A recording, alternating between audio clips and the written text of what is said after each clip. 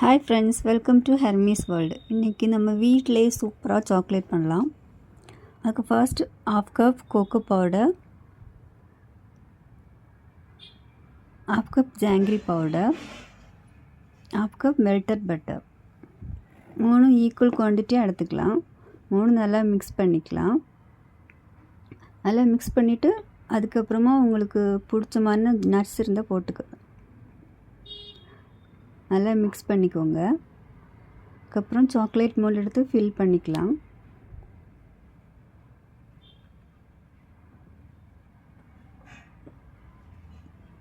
Fill பண்ணிவிட்டு நம்ம freeze பண்ணிக்கலாம். அதுக்கப்புறம் எடுத்து பாருங்கள், சூப்பராக சாக்லேட் எம்மியாக ஹோம்மேட் சாக்லேட் ரெடி ஆயிடுச்சு.